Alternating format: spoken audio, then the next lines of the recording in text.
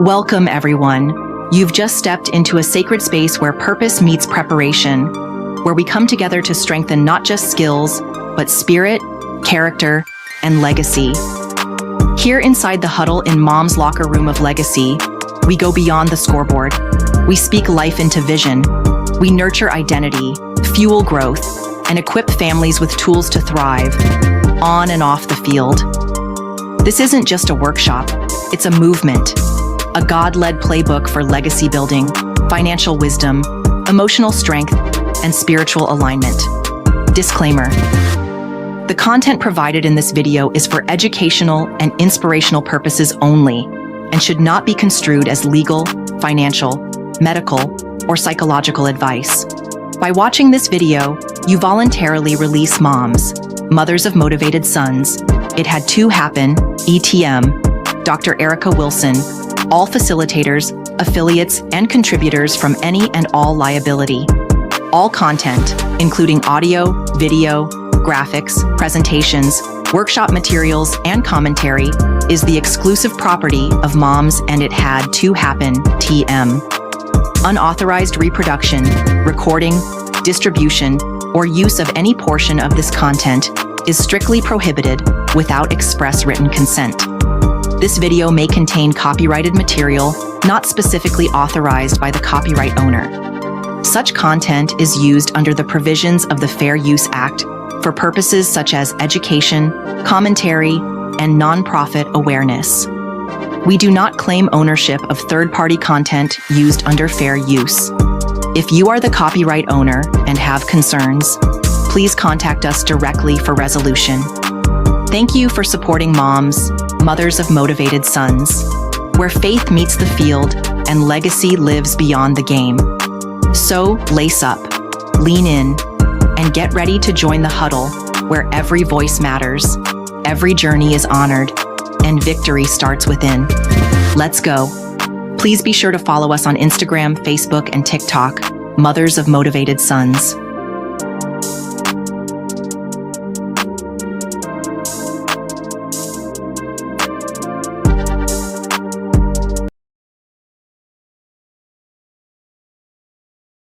Hello. Welcome to the locker room of legacy. Listen, thank y'all for getting inside this huddle on tonight, this amazing Monday. Happy Monday, everyone. Our topic for tonight is life after football. Woo, the real spill. But before I go ahead and bring in our guests on tonight, I'm going to bring some heavyweight champions in the building. Miss Jasmine White. Welcome. Can't hear you. Hello, everyone. Good evening. All right. We have another champion in the building, the heavyweight mental health counselor, Miss Ebony Stirrup. Miss, first of all, hello. All right. And then we have the guest of honor, the Ryan Montgomery. Welcome. I can't hear you. I can hear you now. Okay. Good evening. All right. Great evening, everyone. We're here live tonight for this amazing workshop, y'all. Life after football, the real spill. But before we jump into it, we're going to just go into a short word of prayer. Jasmine, if you could lead us on in. Thank you. Yes, God. Father God, we come to you as humble as we can to first say thank you for a new day, new mercies, and new blessings, Lord. Thank you for another opportunity to be inside of the huddle, Lord. We ask that your will be done tonight in this live stream. We ask that the information that we will be able to listen to and grasp will be edifying to our spirits and allow your spirit to flow through our workshop tonight. Thank you for all the guests that are here, all of the guests that are to come, Lord, and thank you for allowing us to be here once again to motivate, inspire, and encourage everyone together. Thank you for all of your blessings, your mercy, your everlasting power. In your son's name, Jesus. Amen. Amen, amen, and amen. So, welcome to Life After Football, the real spill, where we trade the playbook for real talk, y'all. So, tonight I'm joined by a voice that shaped players not just for the field, right? But for life. Coach Ryan Montgomery. So, together we're going to be pulling back the curtain on what really happens after the cleats come off. Because while football may build character, we all know it doesn't always teach you how to rebuild life when the game ends, right? So we're going to be talking on some mental health, money, manhood, purpose, and pressure. The real stuff, the stuff they don't prep you for in practice. This isn't just a conversation, y'all. It's a huddle for healing. So, Coach Ryan, come on in and tell us a little bit about who you are and what you do. I got you. Good evening, everybody. My name is Ryan Montgomery. I am I'm from Canton, Ohio, born and raised. Proud graduate of Canton McKinley Senior High School. Moved on to play college football at Kentucky State University in Fairfield, Kentucky. I am now a director for Build and Live Through Sports Network, which is one of the very few international nonprofits in the country. I'm also a teacher at Jefferson County Public Schools in Louisville, Kentucky. But Build Out Through Sports, we focus on the youth development and youth empowerment, and we help out youth find their pathway pretty much after high school. You know, whether it be 4-year institution, 2-year institution, the military, trade school, and different things like that. And coming on tonight is crucial right now because of some stuff that have happened recently with some young people that we've worked with, and just want to share some insight and give some I guess some nuggets on what life is like and what life could be like once they turn those lights out and never turn them back on. Yes, definitely. And this is what it's all about here inside the huddle. We love to shed light on a lot of things that's probably not being brought to the forefront, right? Everything is in the back. Or sometimes be right in our face that we just don't know exactly what it is or what it means, right? So I want to start off by saying yesterday I saw this player. I can't remember his name, but he was I think a top draft pick, right? And he was fired from the job. I think it was like 17.3 million, 11.3 million. So my thing is here in this league, nobody's safe. It's a business. It's a business. Mhm. That's the thing about it. And I just to jump in real quick, that's the main thing that a lot of people forget about when it comes out to the NFL. You know what I mean? Back in the day, you used to always hear the acronym "not for long." It didn't stand for the National Football League. It stood for "not for long," because one mistake or anything like that, you're out of there. And in today's age, it's heightened because you have social media, you have more paparazzi, you have more things like that, and so you have more eyes on you than the usual. You know, people can paint their own narrative about you without you even being present, and you know, you pretty much don't have a leg to stand on. And in some institutions, some universities, they have that class, if I can put it that way, to where they'll pretty much say, "Hey, look, these things are pretty much the non-negotiables if you get to the next level." And some institutions don't. You know what I mean? Then you see guys on the front page of the paper or at the bottom of the ticker on ESPN, unfortunately. Dang. I mean, when I saw that, that really, and they said that was history. And that's not a small number. You know what I'm saying? So, being though that this young man, I'm sure, I'm almost sure he thought he had the money. So, he probably, his lifestyle probably heightened a little bit, right?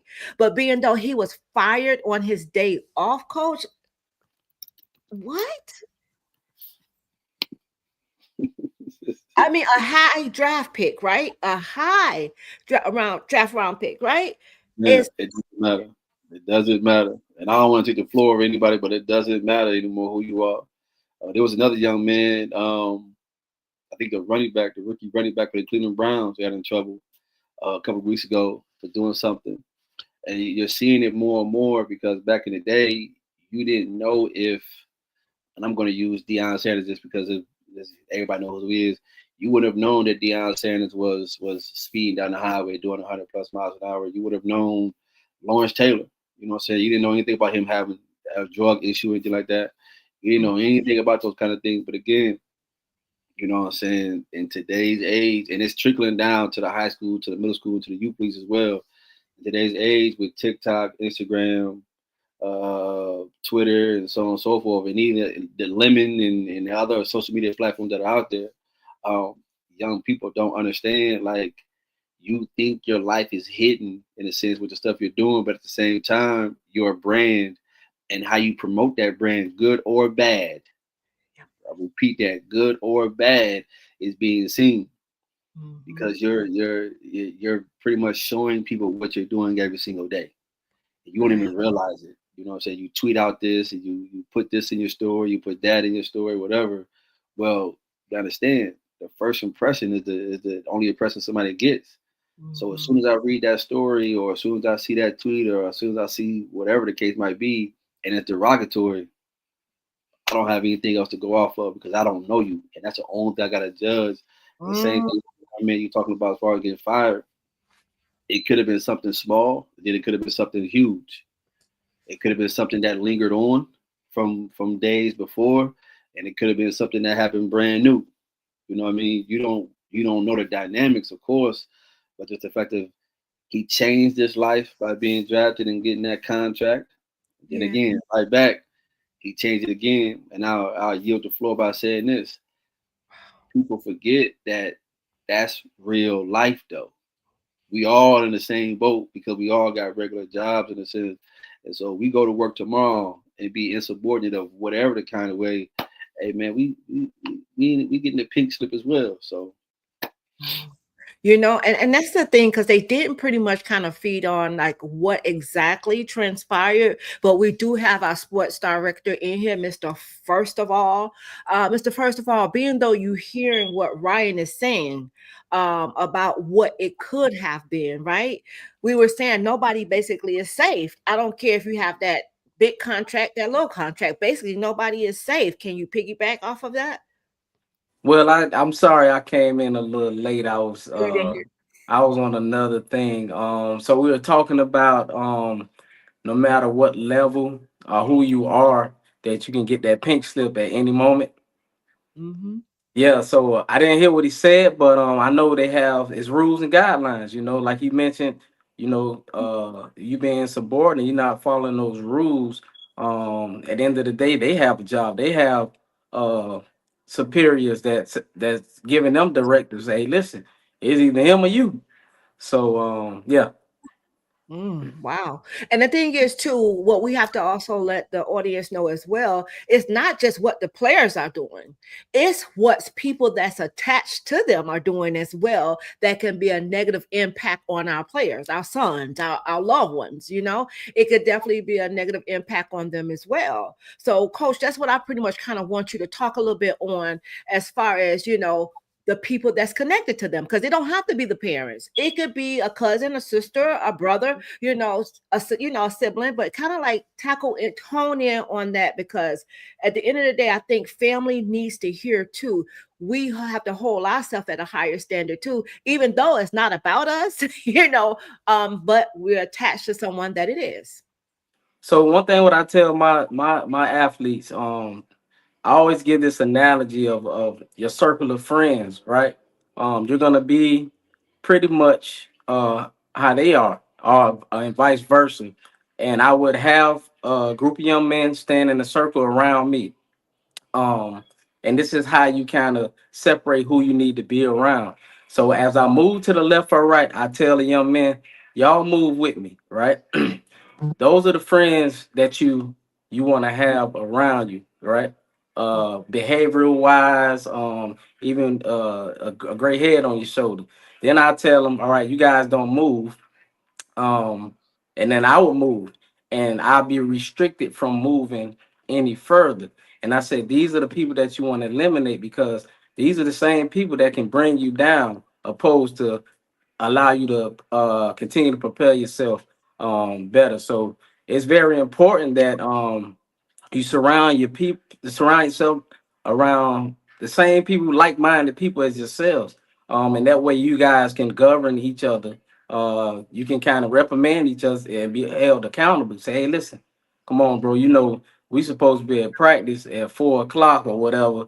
Here it is. It's 3:30. You know, coach want us to be there early. One that shows leadership, getting everybody together. So you want to look at those type of things. Awesome. So, Coach Ryan, I know that you and I we spoke about a couple of things, and then we're going to dive into the people that you knew that had a couple of problems.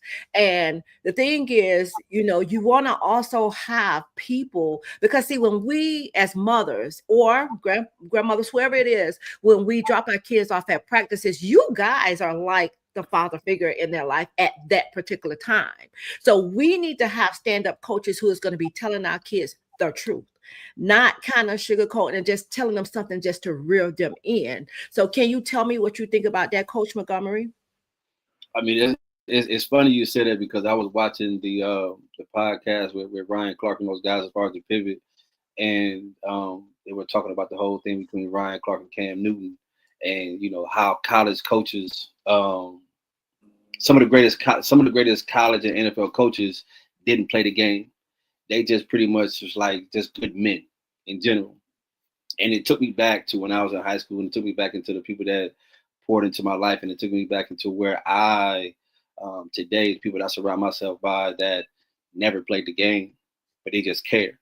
And I use that four letter word strongly, because that was the thing that made the most. It makes the most difference in anything, whether with the relationship with the student athlete, or relationship as far as like with the significant other, it's care.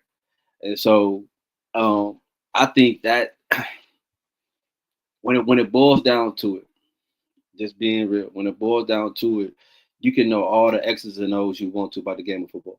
You can know all the schematics, and you know everything like that. You can know everything.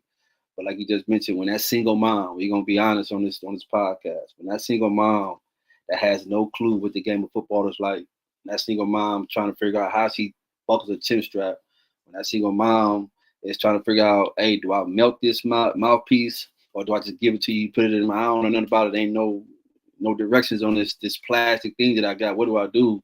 When she drops her precious baby off to you, whether he's 8 years old or 21 years old, you got to care. And I think it's a lost art in today's game, for real, because I think a lot of people coach for the glitz and the glamour because of social media. I think a lot of people coach and get into the coaching world for themselves instead of for the kids, because if I can pat myself on the back for the success of someone else, I'll feel good. If I can brag and boast about this trophy that I just got for him becoming whatever the case might be, or the program in a sense becoming whatever the case might be, I can feel good. But the crazy thing about it is, when that young man's on the front page of the paper for doing something wrong, I'm hands off. I ain't bragging about that.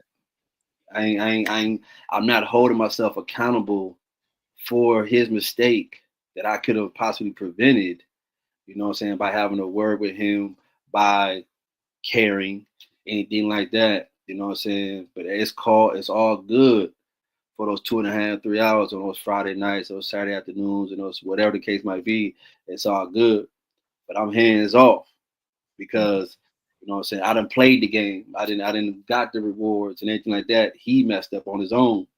You know, so he's not one of mine now. You know what I'm saying? And people don't understand that. That's why I tell people all the time, when you wanted your son to participate in an athletic event, or your daughter to participate in an athletic event, anything like that, it's kind of cool to get to know the coach. You know what I'm saying? For real. It ain't got to be the head coach. At least get to know at least one of the coaches on that staff. I don't care what sport it is. I don't care if it's from water polo to football. It could be the whole playing video games. It doesn't matter, because your son or your daughter is not going to have a good day every single day. It's impossible. They're human. So the main thing about it is, and I just did this, I had spoke about this last night, when that particular individual is struggling with whatever, what are you going to do to help them move forward and get past that situation? Because somebody helped you. when you was younger. When you were struggling because Mom Dukes wasn't showing up, when you were struggling because Pops ain't in the picture, when you were struggling because Grandma didn't make your favorite breakfast, and you did bad in school or something like that, somebody held your hand, whether it was physically or verbally, and helped you and walked you right through that process, walked you through that situation. So now it's time to pay it forward. But for some odd reason, we ain't doing that.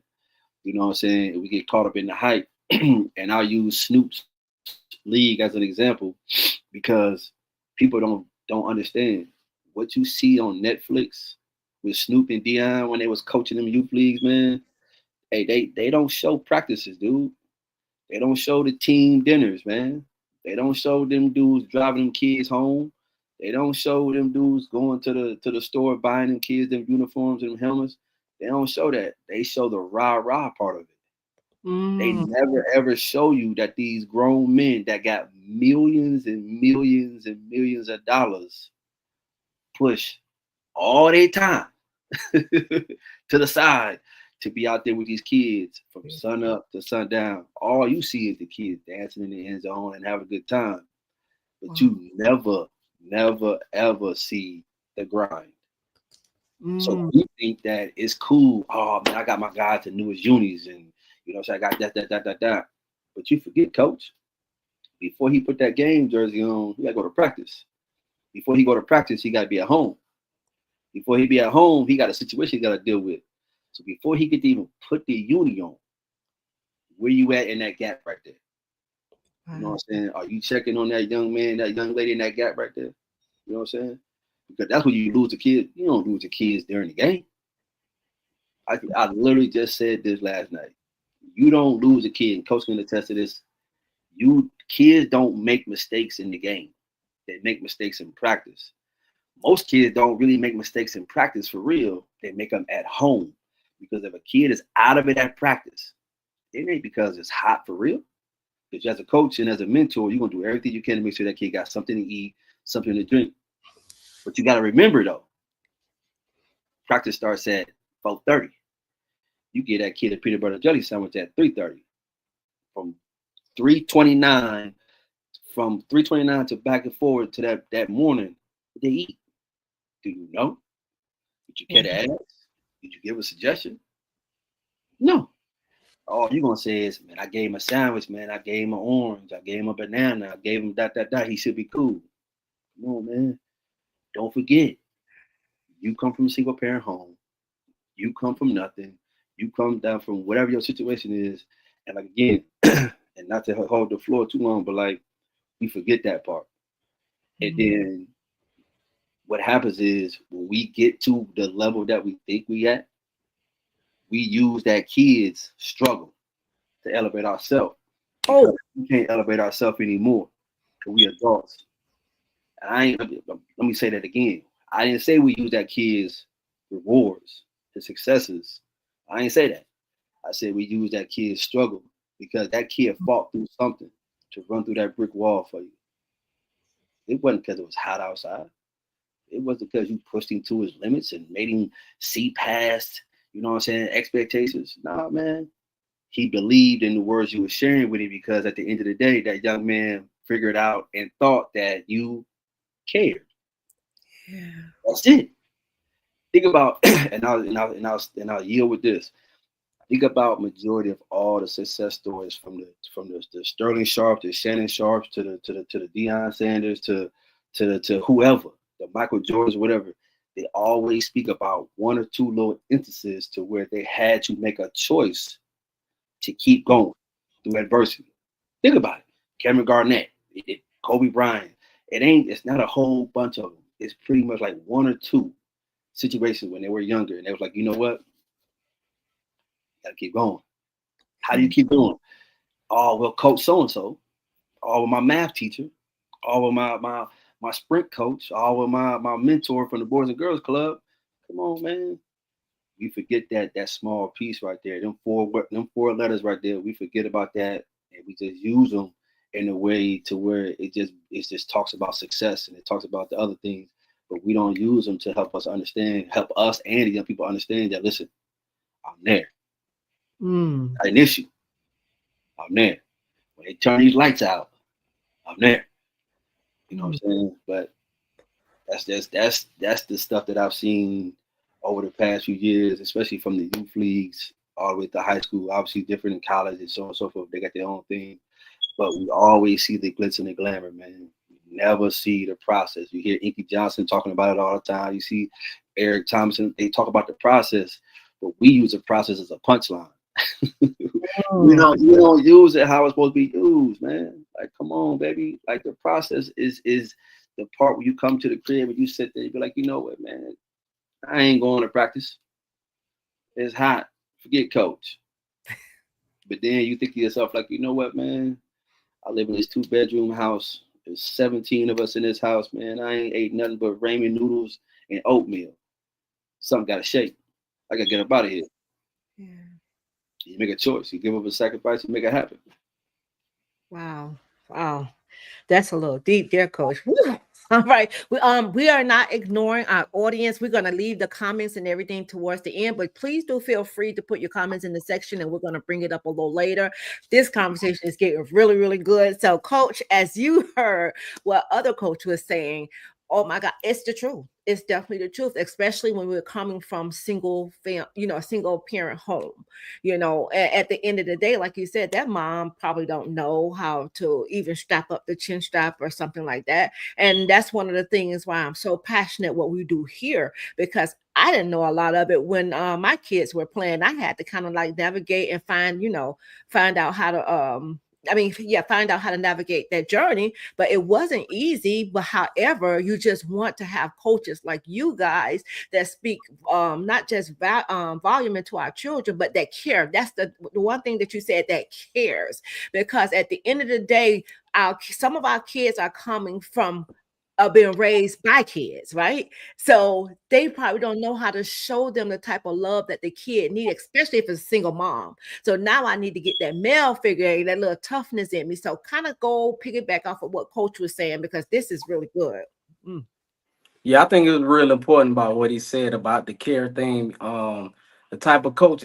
'Cause I could just remember back when I played Optimist football, what type of coaches I had. I was I was actually I had the honor and the pleasure to have the type of coaches that I had, and that's what made me to be the type of coach I am. Often when I'm with my group of guys, what I like to do, and I spoke about this before in the previous workshop, is if we're practicing 3 days, either on the fourth day or the day before those 3 days, we sit down and have something called skull session. We don't even talk about sports. We talk about who you are as a person. We show that our vulnerability, because most men, we're afraid to show that. And when I do that with those guys, at least once a week, they get to learn about each other outside of just being the coach. And I share some of my stories. And then they look at me like, dang, coach, I ain't even know that you even went through that. You don't even look like the type of person who did X, Y, and Z. And when that happens, oh man, the team comes together. And then they gonna, anything you tell them young men, young ladies to do, they'll run through a brick wall for you. So it is important because they see that you care so much outside of just sports. Hey, how your day was? How was it in school today? Like what he said about eating. Hey, did you eat? Because you're looking like kind of sluggy. Hey, I got a couple of dollars. I ain't got much because I got a couple of dollars. Hey, here you go. I sacrifice that for you. Then you don't have a conversation. Everything all right at the home or whatever. I mean, I'm dealing now with several different age groups. With track and field, it's all the way up from 7 to about 17, 18. At Job Corps, I'm dealing with 16 to 24. And you'll be surprised of what these young men don't know. There was a time where, and I learned the lesson from them, not to expect things from people or assume things because of their age or whatever. So before our basketball games on Saturday morning, I wake them dudes up 5 o'clock in the morning because the game will start at 9. I have them come inside the gym. We have a nice little practice or whatever, and then afterwards I say, "All right, y'all sweep and mop the gym. I'm gonna go get y'all something to eat." I came back. Now this is what the assumption and the expectation was. These guys at that time they was 18 to 24. I come in the gym, you got somebody sweeping in one corner, one person mopping in the corner where it wasn't even swept. And I almost got frustrated. I'm like, hey man, what y'all doing? Then I had to catch myself. Although these guys are 18 to 24, nobody ever showed them how to sweep. Nobody ever showed them how to mop. And from that, I learned the lesson not to expect or assume something from anybody. But yeah, that was some good stuff, coach, man. Like real talk. Man. Ooh. Well, my question would be to you, Coach Ryan. When you're coaching players, do you think enough is being done to prepare them for life after the game? Because there's going to be some point in time where the game is going to be over. Even though they may not leave the game may leave them. Selfishly, if if I was to randomly call a young man I coached in the past, yeah, because I tell them all the time, I really don't care about what happens in the game. I don't, you know what I mean? And number one thing is you gotta have a relationship. So when I say what I'm about to say, they understand it. It's gonna sound harsh to the viewing audience and anything like that, but I would always tell my guys, I don't really care about your successes. I don't, because there's nowhere in the world you can repeat anything that I've done. You can't. You know what I mean? I've done everything that you wanted to do. So whether you're successful in doing that, I don't really care. The number one thing I need you to do is be able to go home, wake up in the morning, and then do whatever you want to do after that. Because we forget about that part. We just focus on practice. We don't realize that they sometimes don't go home. Some of these young people don't wake up the next morning. You know what I'm saying? Because it's automatically assumed that that's what's going to happen. They automatically going to get home safely. They automatically going to wake up in the morning. No, that's not it. And so I would just tell guys all the time, like, man, I really don't care. I don't care. We're going to go out here, we're going to practice, we're going to have fun. I'm going to run you real hard, so on and so forth. But then on Friday nights, that's your recess. Do what you want to do. But don't think you're going to get a fist pound from me, a hip bump, anything like that because you scored a touchdown or made a good block. That's what you're supposed to do. What you're not supposed to do, according to statistics, is graduate from high school. What you're not supposed to do, because of statistics, is go to college. What you're not supposed to do, because of statistics, is to be a good father, be married, so on and so forth. So that's what we focus on. And the transparency, like Coach talked about, was the main thing because there was a situation that happened when I was coaching. When I was coaching at McKinley, my alma mater, a situation came up to where I was put in a certain situation, and the young men that I coached saw me in a different light. You know what I'm saying? Nothing crazy, but they saw me in a different light, and it pretty much woke them up. Like, man, anybody and everybody can fall victim to whatever the case might be. You know what I'm saying? Because here I am the day before, we out there blowing whistles and we running and laughing and joking, and then the very next day, everything changes. And then a couple of weeks after that, everything really changed because I was forced to miss a playoff game, which ended up being our last playoff game during that season because we ended up losing. And so when I came back to the, I guess you say to close out the season or whatever, majority of young men sat down like, Coach, you ain't lying. It could be here today and gone tomorrow. And so in the mix of that right there and what we do through real life through sports is we expose young people to every avenue possible. I'm going to take you to this college to visit this university, meet the coaching staff, but we're going to go over here to the welding department. We're going to go over here to the business department. We're going to meet these folks. Because you twist an ankle, you break a finger, you bump a shoulder the wrong way, it's over. Ain't nothing you can do about it. You know what I'm saying? So your fallback plan ain't gonna be to come home. And that's one thing my mom says all the time. Coming home isn't an option. Figure it out.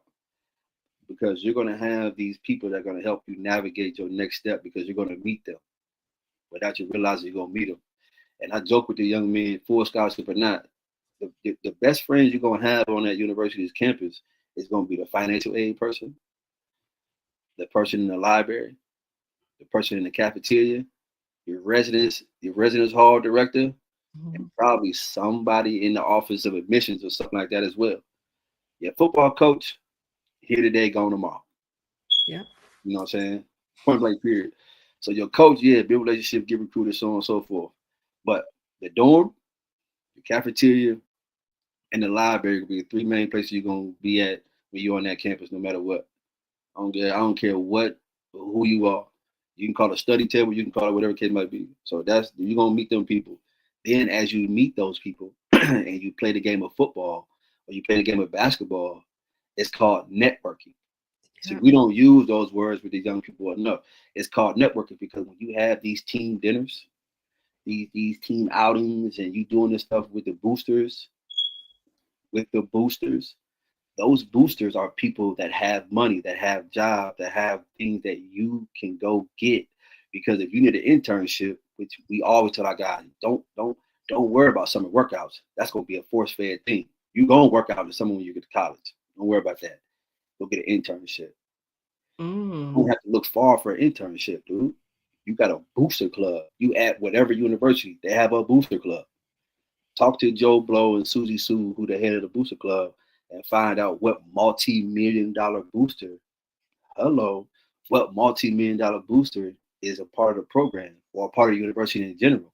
Whether you're with athletics or with academics, it don't matter. Go be that best friend. You know what I'm saying? Because it's easy to get a job when you graduate from college if you know the right people. Yeah. You ain't gotta find out because you can do some training. It's a young man right now. Our name drop. His name is Michael Robinson, born and raised in Canton, Ohio. He went to the University of Buffalo. Now lives in New Jersey. You know what I'm saying? I used to beat his head in. Dude, I don't really care if you become all Mac or not, dog. I don't care. You in the University of Buffalo, big dog. You in New York. Somebody out there got some money. Figure out who it is. Talk to them. Develop relationships, so on and so forth. Well, we call him Butch. But now Butch is doing his thing in New Jersey, work from home and everything like that. But he also owns a nightclub back home in his city with his sister. And it's not because of some wild dream that he had when he was 15 years old. No, it's because he networked from the ground up and started understanding the way of business and understanding how to pour back into his community and understand how to do the small things to make sure that when it's all said and done, you take them cleats off, take that helmet off. If you never put it back on, I'm still cool. Same thing with majority of the young men from the Anthony Reinhardt to the Zach Sweat to the Terrence Bird to the Tyler Fosters and all the way down the line. They all have a skill set outside of football that was poured into them day in and day out. Because again, I never cared about the lights because I knew it would end one day. We gonna have fun. We gonna dog and we gonna be the best out there and all that stuff like that. But listen though, man, I need your grades to be in order. I need you to do the right things at home. I need you to do the right things in the community. Yeah. Those three things right there are gonna carry you way past this football field. You can get them three things right there. Your resume writes itself because people are gonna come to you because you're already a good athlete. Now you got high character. Yeah. Coach already know. You give me a good athlete with high character, I'll take him over anybody and everybody. And I ain't got no problems. I ain't got to worry about the 2 o'clock in the morning phone calls. I ain't got to worry about it being out in the street doing anything silly. Come on, man. Let's go. And so that's that's my passion and that's my desire. And that was put into me years ago because I'm gonna share this and I'm gonna stop rambling. But one of my coaching mentors is Ted Ginn Sr. So everybody know who Ted Ginn Jr. is. He played for the Saints and he's one of the fastest football players in the NFL for years. But his dad is Ted Ginn Sr. From Louisiana. He coached at a high school called Cleveland Glenville in Cleveland, Ohio. One of the worst high schools in the country when they first started. Terrible high school. You can do your homework. But they were 0-1,000. But he always had this idea, this mantra and everything like that. Faith of a mustard seed. You know what I'm saying? He would always tell a young man, faith of a mustard seed. And on his desk to this day, 20-something, 30-something years later, he still has the same mustard seed on his desk. Period. If you go in Coach Ginn's office, it's the same mustard seed from when I was 16, 17 years old. You know what I'm saying? And he would always tell me, I don't care about winning games. I gotta win lives. Oh, that's good. Yeah. That's good. And he did an interview. I'll never forget this. And Coach Dean is major. And this is a real live thing that happened. They're playing in the state title game with Cardale Jones. Cardale Jones was his quarterback in high school. They're playing the state title game in 2000, whatever year it was. They were down at halftime. Not big. Anyway, it might have been a touchdown. They were down a little bit at halftime. They go to interview him. Say, hey, what adjustments are you going to make during halftime? He's like, really, I don't even care, man. We got some. And he legit looked at his watch and said, we got some guys getting to college. I really don't care what happens in the second half. And walked off. And walked off, like legit. Like, he has all these NFL guys. He has, again, his son is one of the top receivers to ever play the game. He got Troy Smith, that was a Heisman Trophy winner in Ohio State, so on and so forth. He don't care about none of that. He don't got no state title trophies all around him, but he don't got none of that. In his 40-something years of coaching, he got 15, 20-plus guys in the NFL. He got 2 state titles. That's it. But he got a boatload of guys, college degrees. He got a boatload of guys that have went on to become better men, become husbands and entrepreneurs and so on and so forth. And so when I see coaches who only show their guys this way right here, the tunnel vision, what that tells me is something wrong with you, man. Something wrong with you. Because at the end of the day, if you're going to emulate somebody else, that you want to be like the Nick Sabans and the Deion Sanders and, the other guys that are coaching and whoever else coaching the league, you want to be like those guys, you want to emulate those guys, pay attention. They talk about taking young men and making them men. Like they don't talk about taking football players and making them better football players. They talk about taking young men and making them men. And the only way you can do that is to show this young man different avenues to make sure he's successful in life, not just in sports.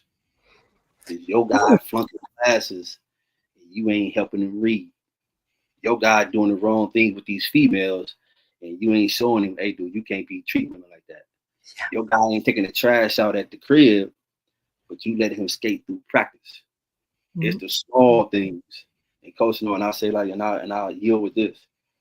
Everybody knows in the game of sports, no matter what you play, it's the small things. That's why basketball players shoot 1,000 layups and 1,000,000 free throws. That's why baseball players, they go out there and hit 100 million baseballs and take 100 million ground balls. Football players catch 100,000 footballs and make 1,000,000 tackles because it ain't nothing big. The game ain't gonna change. It's the game. So the same emphasis you put in the small things in practice to make sure that it's successful that Friday night, that Saturday afternoon, that Saturday night. Why don't you try to do the same thing in their life? Wow. So they lacking and they ain't touched the line in football because they tripping or whatever the case might be, or they late their practice. Hey man, why don't you think about the same thing when they late to school? Or when they didn't get into the classroom because they 1 second behind. Or, when they playing around in practice, big dog, and you want them to get their attention, why don't you do the same thing when they playing around in the hallway? And try to get their attention to come to class. Where's the hoopla then? Where's the rah-rah then? You know what I'm saying? Because you ain't gonna celebrate that guy when he get an A. Ain't no trophy for that, big dude. Let me repeat that so everybody understands. So I gotta really yield the floor in a second. When he get player of the week, he get player of the year. Oh, you all in the picture. You all in the video like Diddy and them. You right there. It's my man, $100,000. But when that young man come to you and say, "Hey, coach, man, I got an A on my test." Good job, man. Hey, man, what is it? 415. Hey, man, make sure you got practice. We ain't gonna take a picture. We can't take a picture. We can't pat my man on the back. We can't show that young lady some love. That's her first A. Don't worry about it, because when they score their first touchdown, when they make their first layup, score their first 2 points in the basketball game, oh yeah, that's my guy. But just a couple of hours ago, man, they just got their first A ever in life. You ain't gonna celebrate that. Don't worry about it. Don't worry about it. Wow, wow, wow. He just dropped some jewels here. I mean, but the thing about it is, it's the truth, coach. That is the truth. And you don't really have those type of celebrations. And now that I'm thinking about the young man who was fired, he wasn't fired because he got in some trouble. He was fired because he was injured. And if, and only if he was able to clear the protocol, they'll bring him back on injury reserved. So it's not that he got in any trouble out there. You see what I'm saying? It was that he was injured. So we definitely have to bring you back, because that could go to a whole nother conversation right there, because people don't even understand that. They can't fire you when you're hurt.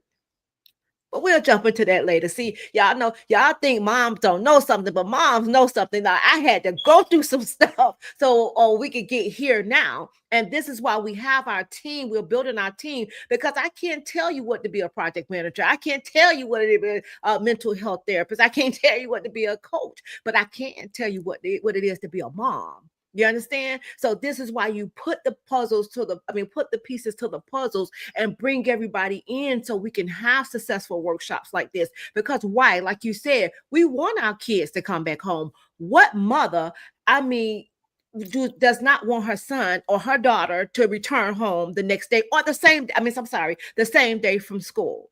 Think about it. I had someone here not too long ago. Her son committed suicide, just graduated from high school. He was a football player, but the thing is, these coaches or whoever's around him, people are not catching the signs. These kids, they show different signs, but some of us are not catching the signs. We let our kids say, "Oh, I'm okay. You okay today? Well, how was your day?" Have these not just hard conversations with them, but converse with them. Let them know that you're thinking about them. You're not just seeing them as a ball player. And that's one thing I've always told Alan. I don't care if you don't play another down. I do not care. I know you love football, but I need you to know what you're going to do after football. Because at the end of the day, you spoke about the networking. Our kids in college, it is so many boosters on those sidelines. You go over there and make that connections on the sidelines. These people are like you said, multimillionaires, and you want to have something, because again, one or the other, football is going to be done with you, or you're going to be done with football. Sports, whatever way it go. Now, who are you when this is over? Now we have our mental health therapist and counselor in here. So, Ev, I want you to just dive in really quick, because hearing everything that you heard him say, what if you had that kid that came in, like he said, that wasn't on his A game? Now I'm talking about he's not eating at home, because we know that happens too, because like you said, 17 people living in a 1-2 bedroom home or whatever. You have this kid come in. What could some of the signs that a parent could look for, to see that their kid is struggling? You know what? I'm like Mr. Montgomery in the statement that I'm about to make, because people ain't gonna really want to hear it. But the parents, for the most part, they know. They see it. They themselves are in some sense of denial in regards to accepting that this is the environment that is existing, where they are. When you talk about a kid who doesn't eat, your child isn't eating, whether it's because you can't afford to, provide them with the food, or they're missing out on the food. This is not something that you are unaware of.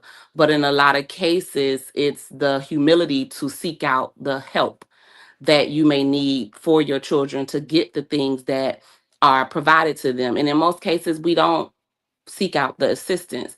So therefore, you do have your children that end up getting the crappy end of the stick, so to say. Now I don't want to blame a parent, because in most cases, it's the circumstances are the circumstances. But again, there is this space of humility, and that is a that is a situation itself. We have to come down of our pride. We have to come down of our ego. We have to humble ourselves in certain situations for us to receive the assistance and the help Right. that that they need. So when you hear people like Coach and Mr. Montgomery mention about, hey, as a coach, you gotta be that person that's in the middle, that's paying attention, that's watching, that's having these conversations. You know what I'm saying? That's doing more than just trying to, make the game better. This is it's a village. It's not just the parent. And so when you have a single mom that's struggling, that's trying, that's putting it, in everything that they don't have time to see. No.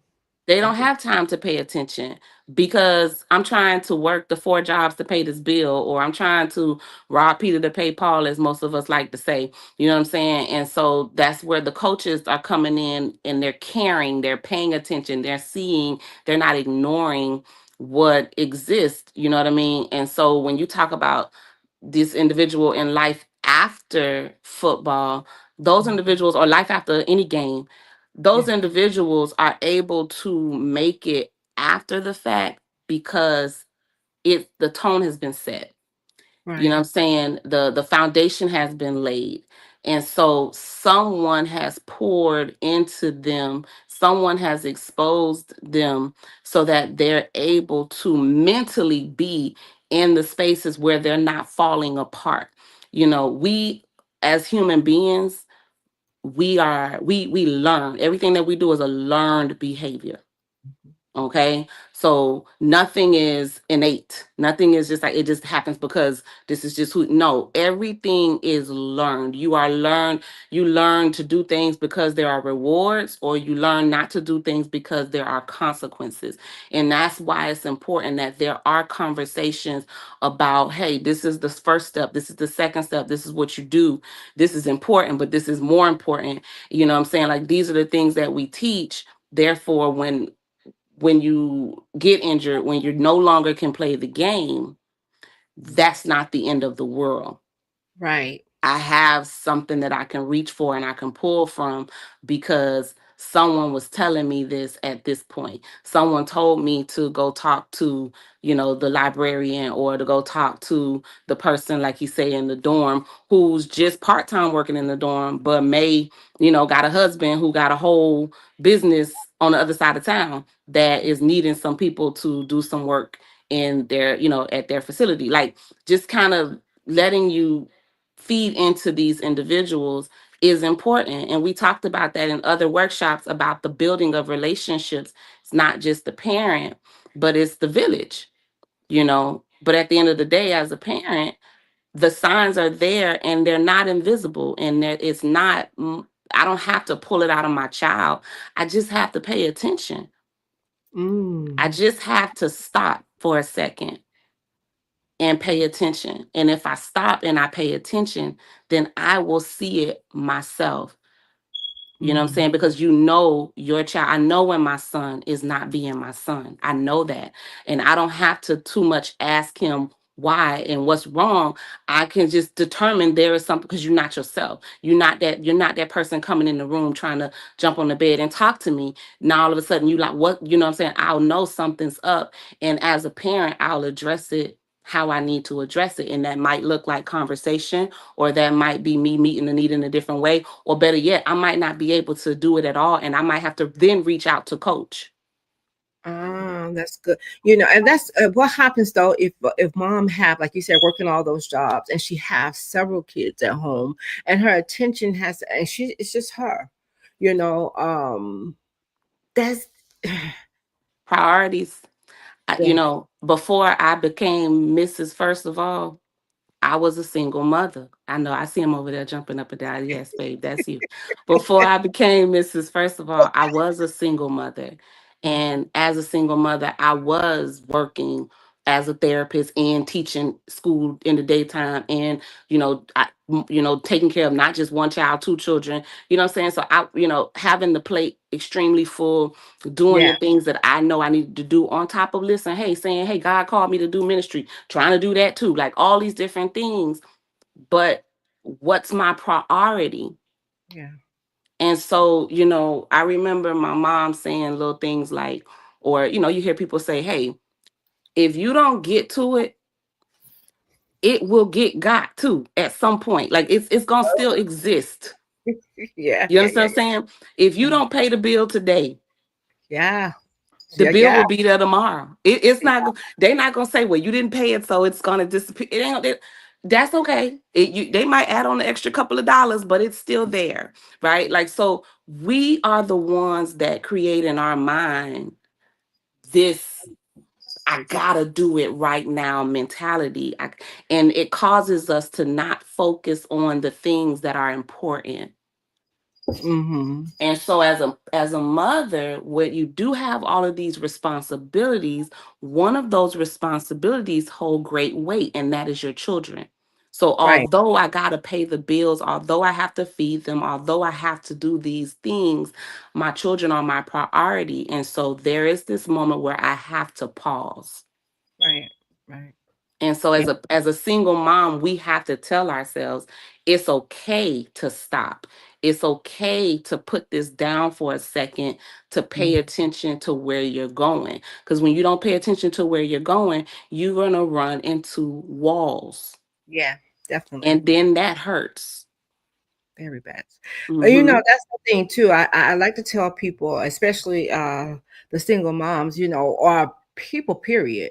When you become a parent, it's not about you anymore. It's about that child or Mm-hmm. those children. And that's what a lot of times people, because in this day and time, we do have children raising children. I was one. Yeah. And the thing about it is, I remember sometimes, listen, I be running out of gas driving down to the University of Miami to take Alan some food. After I had to rob Peter and pay Paul, you know what I'm Mm-hmm. saying? And coming back, and my baby not even know his mom on the side of the highway trying to get home, asking people for a couple of cents just to put gas in my car. Good Mm-hmm. God Almighty, Lord, I thank you. Yeah. Put gas in my car to be able to. And see, this is the things people don't see, they don't know because people don't advertise it, and it don't have to be advertised. We shouldn't have to walk around looking like what we're going through. But yeah, there were times where I'm talking about. Listen, I I'm getting a little hood here, y'all. I had to get it from the muscle. I had to make sure my kids had. We Yeah. moved from place to place to place, not even knowing that my kids would come home sometimes and see eviction notices on my door. I thought I hid that, but these kids know, but only Yes. and only by the grace of God that I didn't lose my kids to the street because they had what? A coach like you guys that Mm-hmm. probably cared and was pouring into them. Okay. Yeah. And they knew, I knew that I had something for them. They love football, but baby, you don't bring them grades home. I don't care how good you are. You're not getting on that field. Huh. Yeah. Listen, don't play. Don't even bring me, and it's not just, don't even bring me home a C, homeboy. Don't do that because you will not get on that field because I Yeah. know what you're capable of. You understand me? And then I think this is why they get it now. The struggle was real, but it was worth it. It Mm-hmm. had to happen. You Yeah. see what And I'm saying? yeah. So like you Yeah. say, coach, they see the glitz, they see the glamour, but baby, they don't see what goes behind it. And it's serious, y'all. Yeah, and It's the serious. message has to be the same. The message Yes. has to be the same with the parents that the Yes. coaches are saying. So, Coach Montgomery say, hey, you know what I mean? Here's this resource. Here's that resource. You got to sit down. You got to teach these boys. You got to do this. Right? And as a parent, we have to be teachable. Mm-hmm. There's a lot of parents who don't know how to be parents, like you Mm-hmm. said, and they're not seeking out the assistance to Right. to learn how to be a parent. Instead, you telling people you don't want nobody to tell you how. I don't want nobody telling me how to be a parent. I know how. Don't nobody tell me how to do with my son. That's my son. But no, you need to know how because apparently it's not being done right and he's falling through the cracks or she's Yeah. falling through the cracks. And it's not the coach's job to parent. Mm-hmm. It's not the coach's job to mature your children. It's not the coach's job to make them men. They're there and they have that and they can do that. But Mm-hmm. it becomes our job to learn how to parent in a way where they can be teachable. Not only that, they need to learn from their children. We have to listen to our children. Yes. Because what's good for them, maybe not what was good for us. But You and understand? that's taught in the parenting. Yep, that's taught in those classes to learn how to listen to your. Yeah, girl. That's how, and those and that, and it makes it makes coaching easier. It makes it easier for the coaches to do what they need to do because you have children who are, I'll use the word humble, and they Yes. can receive from those coaches because those coaches are coming raw and uncut. You heard how Coach Stirrup and Coach Montgomery talking to these boys. It's raw and uncut. And Yeah. guess what?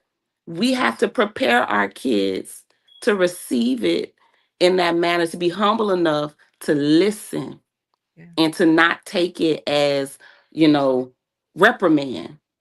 We said it in the workshop. Remember how we said it? We're gonna go to the comment. I promise y'all, audience, y'all been so amazing. I'm definitely coming over to the comment section real short. But we said it in the workshop. We said how sometimes where we're on the outside, because coach, first of all, he know, but Coach Montgomery, listen, when I heard a coach talking to my son out of pocket, listen, Mama Bear came out, But hey, I have to understand.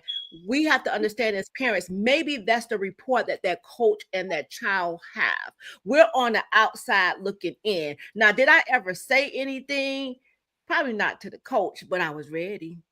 I was ready, but on the back end, I made sure like my son was good.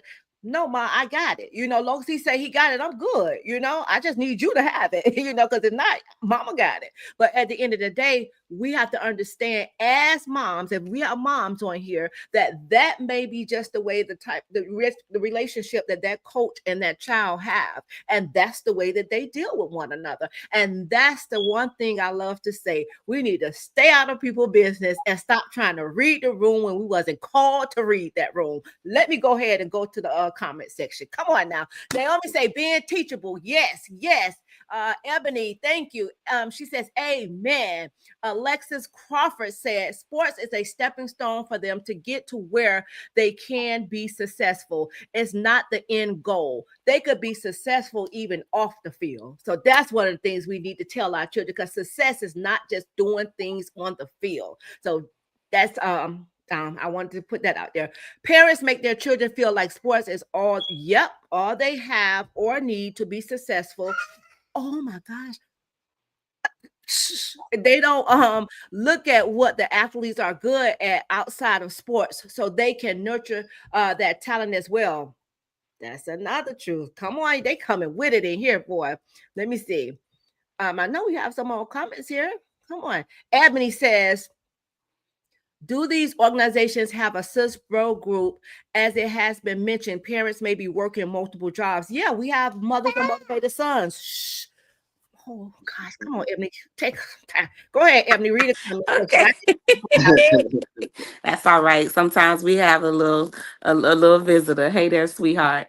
Yes, we do. We have Mothers of Motivated Son. You also have groups and organizations throughout the school. Different schools may have things where they can have those groups where they can get the assistance. Big Brothers, Big Sisters are one of them. I know. I'm not sure if that's in every city or state, but I know that exists down here. You got all those different spaces where they can go to have that mentorship. I'm assuming, Ebony, is in regard to where their parents can't necessarily do the most of it. And if they are in the sports, they have their coaches and they have what comes with their coaches. So, and coaches, do you guys know, if you're aware of other groups? Yeah, they have the 100 Black Men.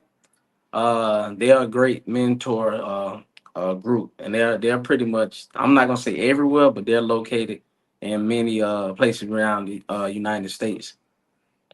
You just said they have something like that here in Kentucky. Well, they have one in Louisville. They also have different things in the school district. My goodness gracious, I can't remember what the name of it called, but I know the fraternity Omega Psi Phi, they have something within our school district as well. And everybody knows they have like little Zetas and little AKAs, little stuff like that to help mentor kids, stuff like and those things. One thing I would tell parents, that have multiple kids or that want to get information like that, you're not going to find that information just sitting around the house hoping that you can find it on social media.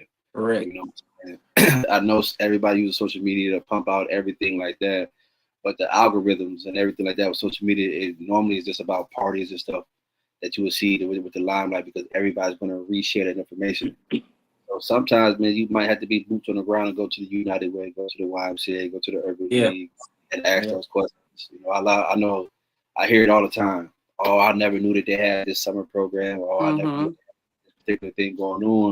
And it's like, well, where did you look at? Oh, I saw something on Instagram. Oh, I thought I saw something on Facebook. Like, come on, baby. Like, we got to get out of the whole thing of social media running all the information channels for us. You know, it's a great tool, yeah, but at the same time, man, sometimes you gotta be boots on the ground or ding ding ding. Ask the coaches, ask the teachers, because if they care, Yes, sir. listen, man, I'm gonna always use that 4-letter word, man, because it meant a lot to me and my upbringing. And then I hear young men say that to me whenever they're going through everything. They're dealing with it. Like, coach, man, I never thought you cared as much, so on and so forth. So I'm gonna always use that. But like, I echo parents, if you want more information, and some coaches ain't gonna like this. Like, coach, he may not like what I'm about to say, but it is what it is. If you want more information to help your son or your daughter out, that man, lean on the coach. Force him to help you get the information you need. Because if he can force your son, your daughter to go out there, run around on the field or the court or swim extra laps, the least he could do is make a phone call to somebody and say, hey, man, do y'all have any particular programs? He's volunteering his time or he's getting paid. It don't matter. He got your baby. So help make him help you take care of your house in a sense. Not like, you know, realistically, but like, tell that man to provide you some resources or tell that woman to provide you some resources. Because, yeah, when you go to college, guess what? You ain't got to ask them dudes. You got to ask them people when you go to college because they gonna give it to you. So why not start practicing now? Yeah, there you go, right there. Because that's the part about it that we forget. We wait until our babies get to college, be like, oh, they got everything they need. They're fine. Yeah, now your baby could have been had the same resources. Yeah. A math tutor is a math tutor, dude. An English tutor. A mentor is a mentor. You don't have to wait until it's provided per se for them to get one. Don't do that. You know, that's why they created the Boys and Girls Club, the Urban Leagues, the whatever in the world is out there. They created those things that help out communities. Like somebody just saying in the comments, it takes a village. Well, start inviting people into your village then. What's wrong with that? You know what I'm saying? Obviously, of course, do your homework, duh. But invite people into your village that will help you out. Stop struggling. Stop with the woe is me. Say this, will be done off my soapbox. I'm sick and tired of people with the woe is me. It's a new age. You know what I'm saying? Yes, poverty is real. And yes, you know what I'm saying, things happen and people get down bad. Yeah. But there are so many resources out there. With me being a teacher, it's incredible to me how much stuff is out there for people. But put your pride to the side and think about that baby. You know what I'm saying? Because if he or she ain't eating right and you don't have the means, somebody does. You don't have to be the first one in line at that school to ask for assistance. The school day ends at 3:30. You can make a phone call at 3:32, 3:34. You know what I'm saying? Somewhere around there and say, hey, Miss So-and-so, I got a situation I need to talk to you about. I just don't want my daughter to know about it. There it is. You know what I'm saying? And then you have moms. You definitely have moms. You see, we putting the boots on the ground. Listen, we have our networking mixer coming up, Ryan. I know you just started school. I wish you could come down here to Atlanta. It's going to be September 6th, I mean, I would have loved for you to be inside that mixer with these dudes you dropped on tonight. But, you know, people do not understand how many resources out there. Like you say, you have to put your pride to the side. And truth be told, you have to put some of your thoughts, what you think about a person, to the side and get the help that you need. You understand? Because everybody is not trying to hold something over your head. You, like you said, the four-letter word, care. You do have people that genuinely care and want to help you, but you have to help us help you. At the end of the day, we cannot help you if you're not allowing us to help, you know. And then too, you have kids that need the help, and then sometimes the parent could get in the kid's ear, and the kid is like torn between the two. And then now this is where those crazy thoughts is coming up, because I know, Mom, we need the help, but you're not allowing me to get the help because you're thinking somebody wants something from us. I was trying to hold something over our head. No, baby, we're just trying to help. You have people that out there that's care. So let's go to, we have a lot of comments, y'all. Okay, here you go, Eb, because I have the chatterbox here. Okay, Ashley said that's so great because a lot of coaches, especially in college, look to win and not necessarily have their athletes graduate. And Ashley, this is accurate. We do get a lot of coaches, like they mentioned, that come out here and it's all about the game, it's all about winning, you know. But what's important is what will make these individuals the individuals that they are at the end. And part of that is successfully completing the task, which was to get to school and graduate. You know, the sport was what got them to school. So, you know, and of course we have our individuals who want to make it to the league, and, you know, and so on and so forth. But I hear Erica and Alan mention it all the time. You know, it's only so many of a percentage that will even get to that point. And so you gotta have something else in mind at the end. And so we need coaches who exist that talk to kids and prepare them for life, not just for the game. So yes, that is a great comment. Ashley also said, man, if I could go back in time, I'd do more networking. I wish I understood the importance of networking. And girl, you ain't the only one. I think we all as adults are saying that to ourselves.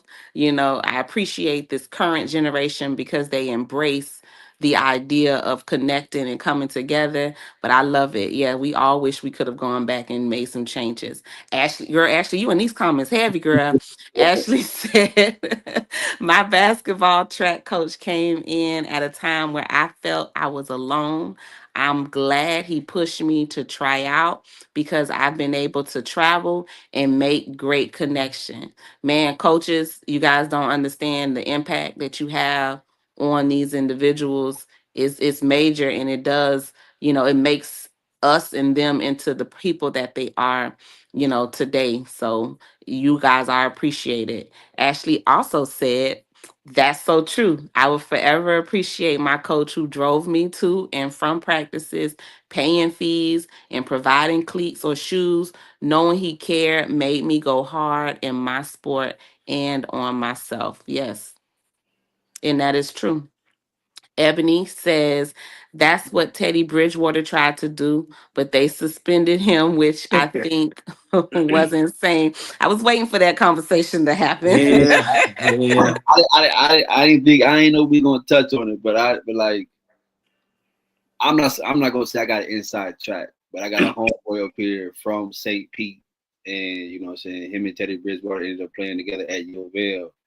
And so I called my guy and we had a little discussion. And I was just like, is that real?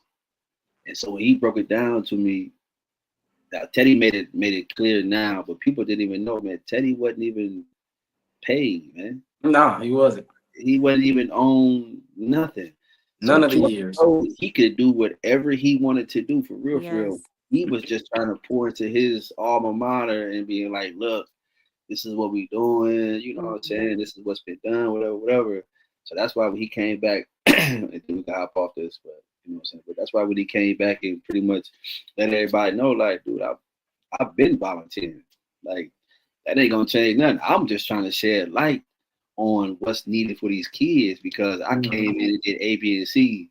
Like, could everybody do that? You know what I'm saying? The cryos and everything like that? Nah, but like at least a team meal, that's easy.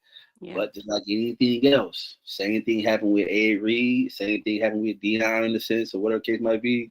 When you shed light on the negative in the sense about what's been going on, not what is going on. Understand, we talk about past tense, what's been going on. You know what I'm saying? Certain people don't want their bell rung, man.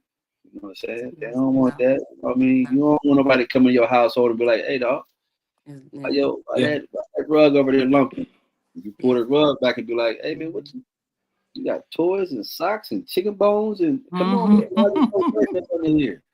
Nobody want that action. So that's what happened with Teddy Bridgewater. It wasn't a situation of him doing anything wrong. He just pulled that carpet back like, hey, these the basics, dude. Like they games, got new unis, but they hungry though. And we ain't talking about to win games. Yeah. I told y'all I was going to get real. 1 second. I told you we was going to get real talk, truth. We're going to redeem you on tonight. Yeah. Come on, Ed. I was just saying we are protectors of images, you know, as a culture, and we got to get out of that. You know, we got to get past the way we look. You know, in order for us to get better, we gonna see some skeletons. You're gonna see some dirt. You know what I'm saying? That's how you know something needs to be cleaned up. You know, and unfortunately, when you got people out here that, I guess, if you want to call it exposing, which it really, to me, I didn't see it as an exposure, but when you see that happens, you know, you tend to turn on, you know, bite hands that, you know, could make things happen and create conflict, or in his case, suspend him. And he was actually something great for the school and something great for those, not just the school, but more importantly, those young men.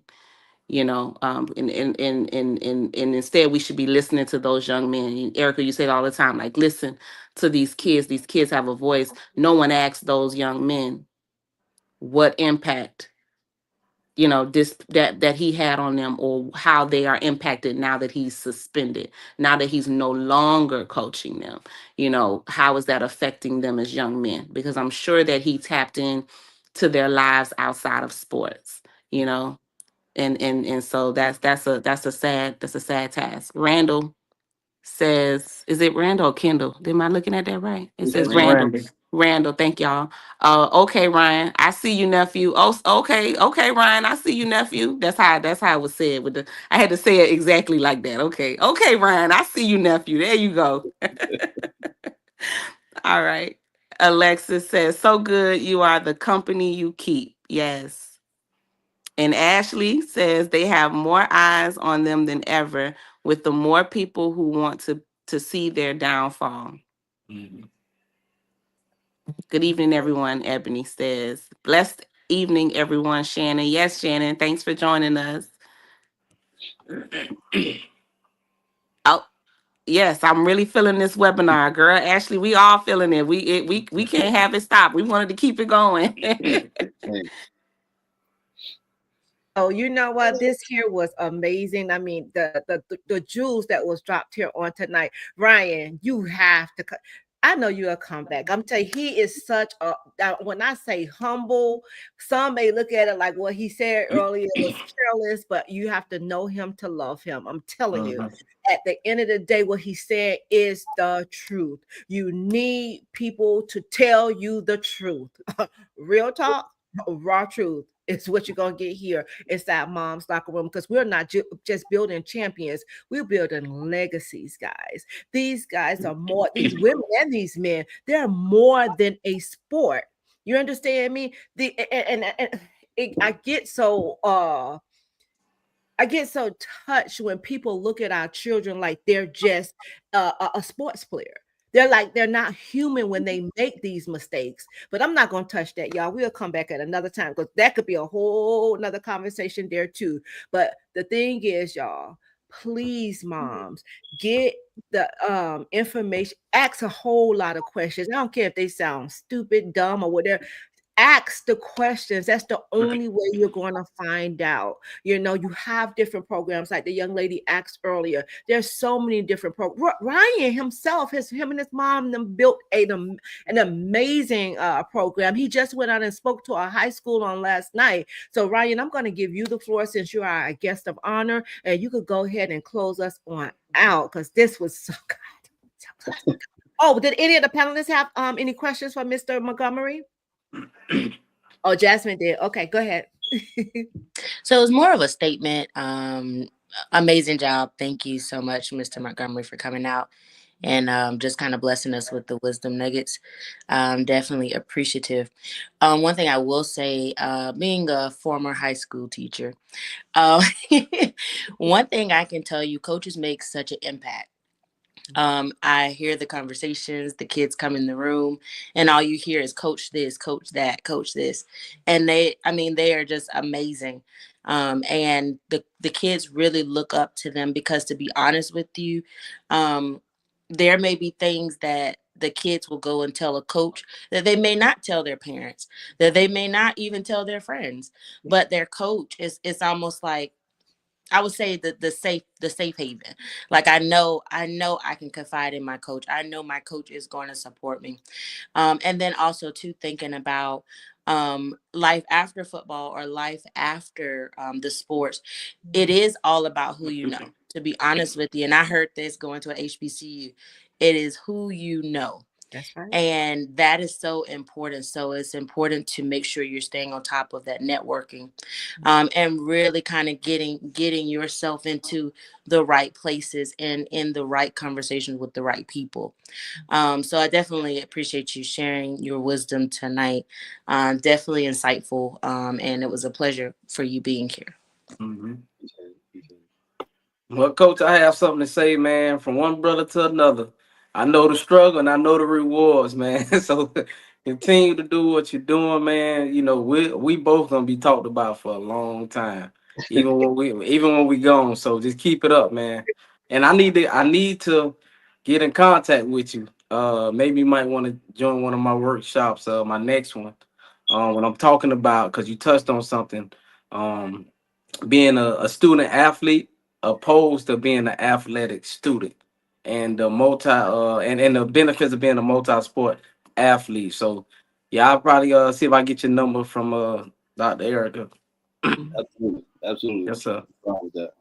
Tell y'all, Ryan's so humble, y'all. Y'all just when I Yeah, asked yeah, him, yeah. I was like, "Listen, let's do it." And not only that, he has student. Well, how I want to say it, Ryan. Tell me how to say it, because you have athletes, right? He just went. Oh, he was at a track meet this weekend. I Yeah. wonder if it was where your kids was. You was in Houston, So yeah, my the youngest, Junior Olympics.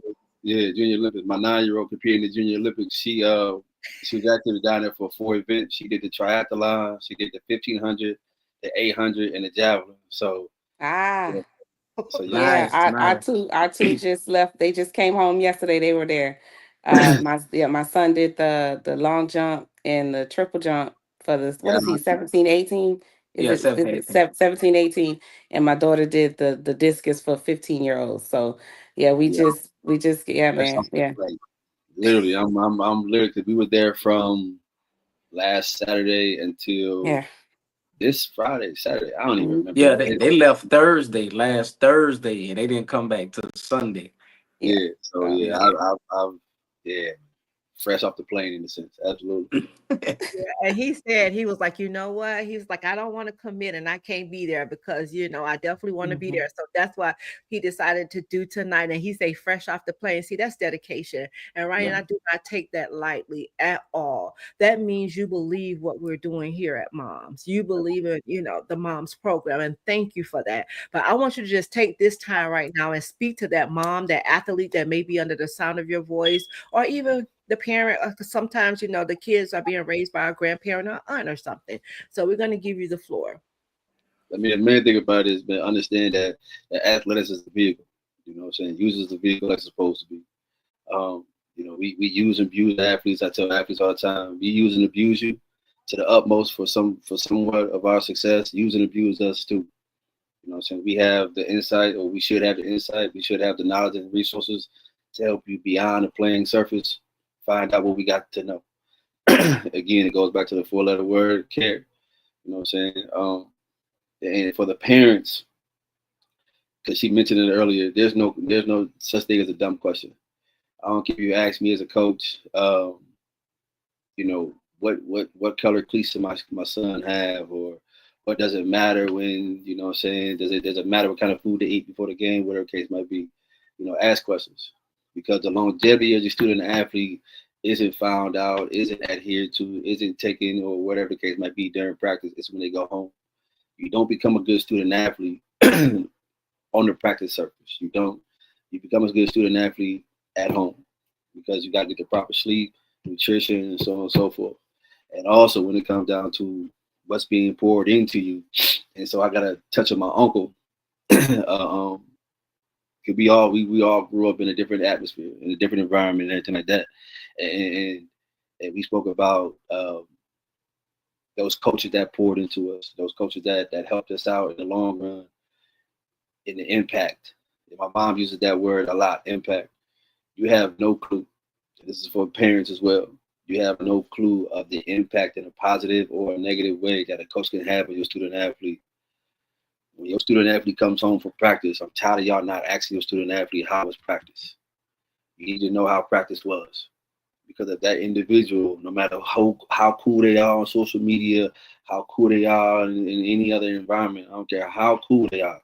If they're pouring the wrong things to your student athlete, don't be surprised if your student athlete comes home and start doing things the wrong way. Because just like your student is a direct reflection of you, your student athlete is going to be a direct reflection of his coach, period, and his coaches. People don't understand that, because you have a student at the crib. You know what I'm saying? When he leave the house and she leave the house, they become a student athlete. They're not a student athlete at home, because y'all not doing student athlete stuff unless you train your son, your daughter, whatever. But your son or your daughter is going to be a direct reflection of what they see outside that house. So if you want the student athlete to be somebody in the streets, you want the student athlete to be somebody ignorant, continue to put your student athlete in that environment where they're going to hang out with ignorant people. They're going to hang out with silly acting people. They're going to allow a coach to talk to them one way but show them something different. That's the issue right there. Because I can't sit there and tell you not to smoke weed, but I smoke weed. I can't sit there and tell you how to treat women and anything like that, but I got 4 or 5 side chicks. I can't sit there and tell you, hey man, make sure you do your homework, and I didn't graduate high school. Well, I didn't even, let me say it the right way. I didn't attempt to graduate high school. You know what I'm saying? Because higher education ain't for everybody. But the main thing about it is, if I can't walk it, don't talk it. And we allowing some of these grown individuals to talk to our student athletes a certain way as far as being better and being successful and so on and so forth. But they ain't got nothing on their shelf. Nothing. They're living vicariously through your student athletes. So to end and everything like that, when it comes down to what this was about tonight, as far as life after football or life after sports in general, one thing most football players don't understand, because their parents don't pour it into them, because their coaches and the administration and the teachers don't pour it to them, because there is life after sports. You know what I'm saying? So even though that's the title of the segment and everything like that, that's the title of your life as well. If you're a student athlete, there is life after sports. Find yourself a trade. Find something you're near and dear and you care about. I don't care if it's drawing. I don't even care if it's making beats. Who cares? Somebody got to be the next DJ Khaled. Somebody got to be the next Picasso. Somebody got to be the next Barack Obama. Somebody got to be the next something. Find out what your passion is. Find out what your desires are. Write them down. Live them. Because once the game is over, you're going to have a list of whatever many things that you're passionate about, that you hold near and dear to your heart. Once you continue on your journey after sports, some of those are going to disappear. And then 1 or 2 of those will become your real life passions. And they're going to help you earn more money than you would ever earn with a helmet on, shoulder pads, so on and so forth. And again, I'm going to use Deion, and I'm going to end with this. I'm going to use Deion. No, I ain't going to use Deion. I'm going to use Deion. I'm going to use Shaquille O'Neal as an example. Shaquille O'Neal is a multi-millionaire in 100,000 different words.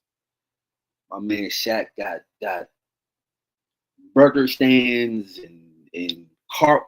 Listen, my man got car washes. See, y'all see Shaq for, you know, say he on this podcast, he on this show, whatever. I mean, you ever been to a car wash? Like, car wash, dude. You drive your car in there, you give it a couple dollars, and you drive off. He got about 5 or 10 of those. He making money hand over foot by just having a passion of just doing certain things to make sure that he has something called generational wealth. So understand young people and understand parents. Sports is awesome. We've all played. We've all been successful in whatever fashion. We've all had fun and everything like that. But they're gonna turn them lights out one day. You know what I'm saying? And it's gonna be over. Don't let that be the end. At the end of the day, just like the title of this segment, there is life after sports. Listen, y'all better share this workshop with somebody. Tell a mom to tell another mom to tell other moms to come on inside this huddle, y'all, because jewels are being dropped inside this locker room. Mr. Montgomery brung out his play. He ain't coming to play with y'all fresh off the plane. You hear me? Well, how they say you heard me? Is that how you heard me? Oh my God, Coach, amazing. Thank you so very much. And I just want to leave this with the audience, this thought-provoking question, because I'm telling you, we don't think about this sometimes. And it says, think about a time when the game couldn't answer your questions about life, right? What did you do with the silence? What did you do with the silence? That's deep right there. Because here it is at times where all the noise is being made when you're on that field. But the moment that jersey come off, who you? Can you handle it, people? Not just the athlete. It comes for the parents as well. So I really want you guys to think about that one tonight. And as you can see, I have here an amazing team that I do not take lightly at all. They show up, they show out, and they bring out their playbooks. All of us have busy lives, but they do make the sacrifice because they care, like Mr. Ryan says. They care enough to help your student athlete or you, the parent, the families. We are here. Ryan, we even have a nutritionist. She's all the way from Kenya. She'll be in the building in our networking mixer. We have the sports director right here, Mr. First of All, and his wife, Mrs. First of All. And he is our mental health counselor. We have our money champion. She was the one asking all the questions, Miss Ashley Cunningham. Then we have the beautiful Jasmine White. She is our entrepreneur mom, single mom. And not just that, she's our project manager. Y'all listen, this is what it's about. Connecting the pieces. You have to allow people to come in and do their job. We have to stop thinking that we can run everything. Allow people to do their jobs, people of God, because we need the help. There's so many people out here like myself. I didn't know anything going into that league, or just walking out, walking the life, the journey of football. I had to learn along the way. I probably asked some of the dumbest questions, y'all, but I asked. And then when the agent came and sat in front of me, I act like I knew the lingo because what? I went back to school to learn it. You know, if you don't have the means to go back to school, get with someone who knows the information and let go, like they said, let go of the pride. You have information so readily to give. That's why y'all need to get inside these workshops now.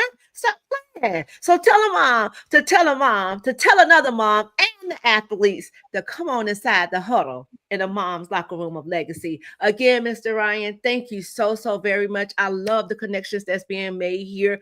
I don't know what the workshop is going to be like with these two gentlemen because there's some powerhouses right here.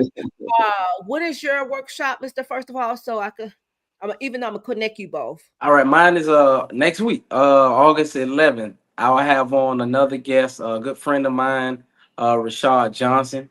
He's the CEO and president of 3 hospitals up there in Atlanta. He played football for UCF, but he didn't make it to that next level, and that's why I want to talk about the importance of being a student athlete opposed to being an athletic student.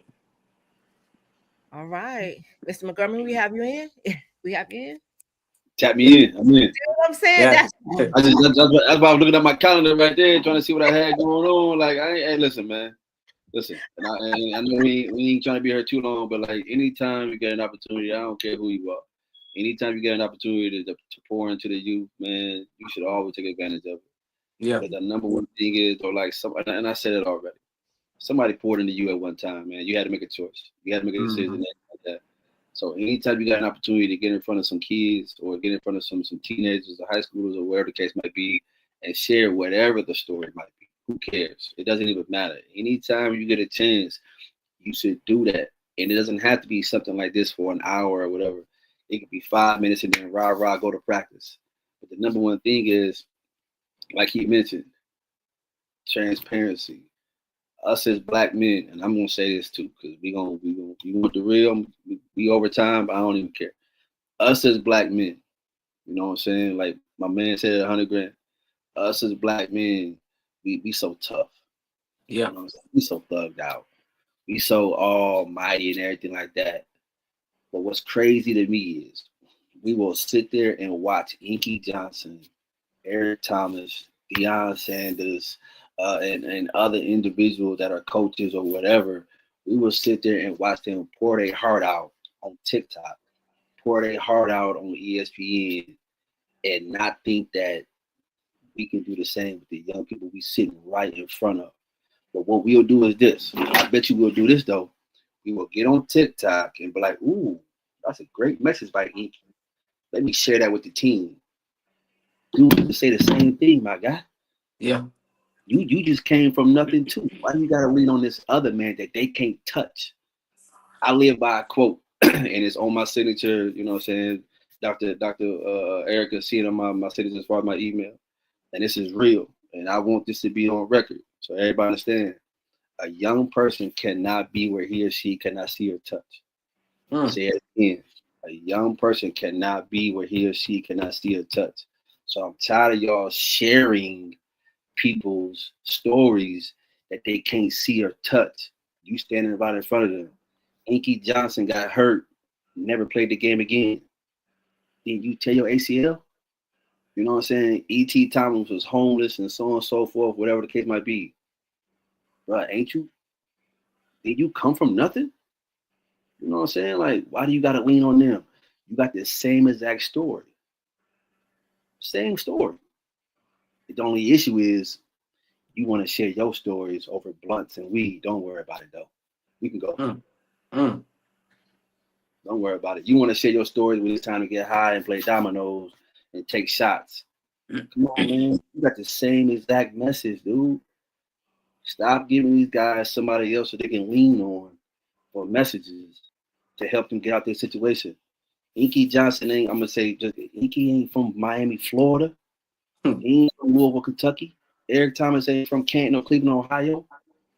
You are. The same struggle that those young men faced in their life. So did you. You can say the same thing. And if you didn't, 9 times out of 10, I don't care what the football staff is. Because it ain't a perfect one in this country. I don't care if it's from the NFL all the way down to Pop Warner. It's 1 or 2 guys on the football staff that slept on the floor, slept in the car, ate wish sandwiches, and so on and so forth. If you got a guy like that on your staff that you hired to give a chance, let me repeat that right quick. If you got a guy on your staff that you hired to give him a chance, say it slowly.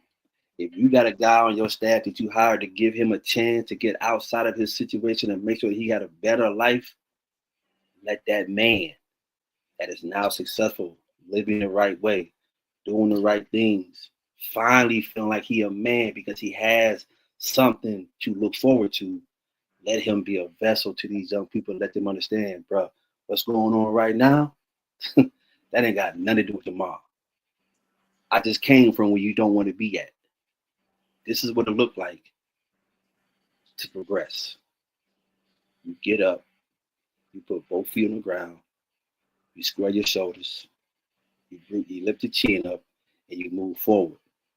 But for some reason, as men, especially black men, we want to hide our downfall. We want to hide the fact that we didn't have. But when we meet that female, though, oh, it's a great punchline. Yeah, baby girl, I came from nothing. You know what I'm saying? I'm now. Come on, baby. Come on, dude. You forgetting about the little man that's literally doing the same thing. You just dropped my man off at a trailer park. It's 9, 10 o'clock at night, bro. He ain't got no lights on. You just picked him up in the morning. He got the same clothes on yesterday. I mean, he got the same clothes on this morning that he had when he left practice. And they still wet. Come on, my dude. What we doing? What we doing? You got the passion. You got the story. You got the outcome. Share it. Share it. So that way them kids understand, hey, man, keep going to school. Our athletic director today just mentioned it. And I know I'm rambling on, I apologize, but our athletic director just mentioned it today during one of our teacher PDs, as we call it, that it is a cool thing to see young people get involved in extracurricular activities because some of them have nothing to look forward to. Some of them don't want to go home for whatever reason. And the coolest thing that most people forget about is most extracurricular activities provide food and clothing. Come on, man. Because if you're a part of the band, you get a t-shirt and some sweats. You're a part of some sports athletic thing, you get some shorts, t-shirts, sweats as well. You may get a team meal, so on and so forth. Come on, baby. So encouraging our young people to be involved in certain things is also key. But also, the people that are there in those positions, in those roles, that fought and grinded, and then whatever the case might be, stop holding back. Black men, stop holding back, because our young people are losing their lives because we sitting there trying to be the ones to hold back and be like, hey, you'll figure it out one day. Then you looking at them on the front page of the paper like, I can't believe he did that. Come on, baby. Come on, man. What would you do if you didn't have nothing? What would you do if you didn't have no guidance? Yeah, I'm the greatest hooper in the world, but once I got done putting the basketball down, then what? And that's a real story right there, because that's why I wanted to come on here tonight, because the main thing about it is, in my city, literally, today is Monday. On Saturday, I got a phone call about a young man I used to coach who may never come home again because he committed a murder. You got to go through the trials and everything like that. Obviously, of course, we don't know what the situation might be, but to see his name on my phone, see his face on my phone, and my man dressed in red, I'm like, ain't no way, baby. Ain't no way, dude. 25 years old. Like, true enough. Come on, y'all. Come on, man. Come on. Black men, like, we got to do better. And it's a challenge. And if you don't accept that challenge, then, man, it's on you. So, you know what I'm saying? You can sleep well at night, whatever. But we got to do better, because we are losing kids left and right and around the corner because we want to sit back. We want to just chill. We want to do just enough. You better be glad I ain't in a foul language mood right now, because I be saying a lot of beep, beep, beep, beep, beep. But the main thing about it is, you know what I'm saying, we got to do better because they're looking up to us. Yeah. More than ever right now. And I'll use Coach as an example. I guarantee you, when Coach walk out there, them kids are watching him get out the car all the way to the field. He don't even know which one it is. It's one kid. And I dare somebody to go to practice one time and just sit and watch Coach get out of the car and try to find out which kid it is. There is one kid that watches Coach every single day get out his car and come to the field. He trying to see how he opens the door, how he steps out the car, if he's on the phone, if his attitude is cool, what does his body language look like, ... You want to know the main reason why that particular student athlete is paying attention to that? Because that's what Coach tells him. Body language. When you step in the room, I need body language. Oh, yeah. I need you to be, you know what I'm saying, on your A game when you step in the room, man. I need you to walk into that room as if you own it. Come on, Coach. When you got out the car yesterday, dude, your head was down. You was on the phone yelling at somebody. What you doing? You can't tell me about my body language. You cussing. We on the field, bro. We way over here on the side of the field. You cussing at whoever's on the phone.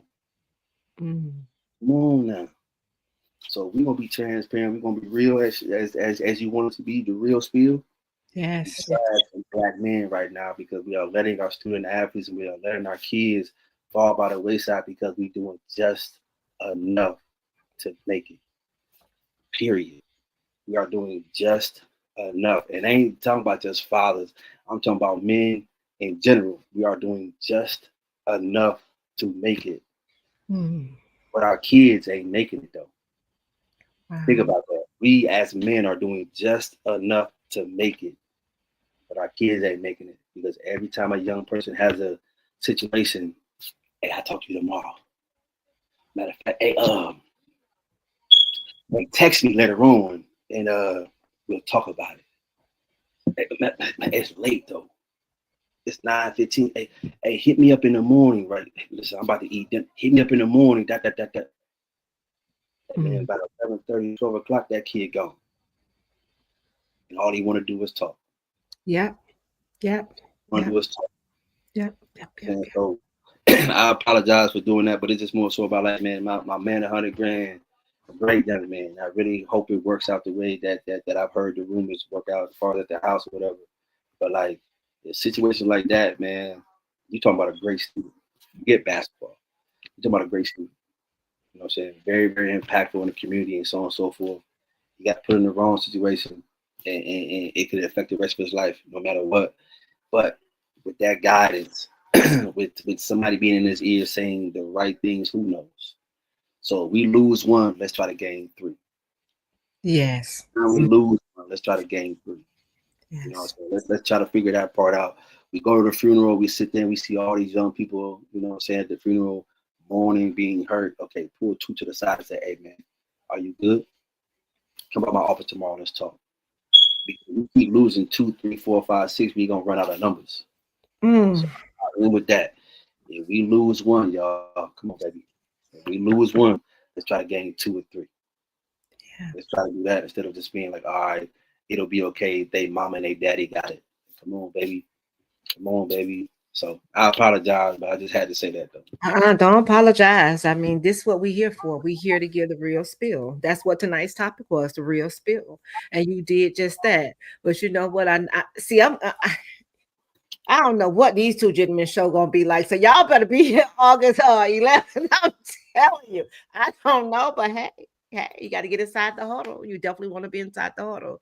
And again, guys, please, please, please get inside these huddles, these workshops. They're dropping some jewels. I think the next person that's coming up is our nutritionist. She's going to be telling you how you should eat. I shouldn't even be talking about that because I don't even eat. We had a team building exercise that they say pull your snacks out. Coach, I had about 3, 4 snacks I pulled out in my room. That's all right. Tell the truth. That's how you get the help, right? Tell the truth. Transparency. But thank you so much to everyone, to each and everyone who came inside the huddle on tonight. We do not take it lightly. We love to see your support. We want to hear how we're doing. If there's anything that you will want to see, want to hear, please do let us know. You can email us at info. I know it's long, y'all. I know. Info at mothersofmotivatedsons.org. But you definitely want to get your ticket to the next networking mixer. Listen, Mr. and Mrs. First of all said the next play networking mixer on September 6th. Y'all want to be in the building. We have some special people that's going to be there. And y'all know we are already special, but we have some other special people that's coming inside. So you don't want to miss it. So tell a friend to tell a friend and tell their mom, sister, brother, cousin, auntie to be in the building. And thank you, Mr. Montgomery, for always accepting the invitation and being such a light for our young men and women, because you have a daughter that's in track. So I'm sure that light shines for them as well. And that's what it's about. You said, if we lose one, I'm not going to say try. I'm going to say let's gain at least 2 or 3. It's enough of us out here, y'all. You have to care. Okay, you definitely have to care to be able to do this. So we love you guys here at Mothers Are Motivated Sons. We love you guys here. We can't do this without each and every one of you. You guys, you know what? You matter. Your voice matter, not just the child's voice, but we have to also listen to our children to hear and not listen to respond, because we can't tell them how to feel. They could tell us how they feel. So I'm gonna leave you guys with that. So, man, August 11th, I'm telling y'all want to be in the building. Definitely. So God bless each and every one of y'all. Let me go ahead and send y'all out with some virtual hugs, because we don't like leaving here without virtual hugs. And see, Mr. Montgomery know, because he done been on air. Absolutely. Yeah, I'm here. So listen, thank you all again so much. Until next time, meet us back here on Thursday. Every Monday and Thursdays, the workshops is happening at 7:30. Until next time, God bless you all. Bye-bye.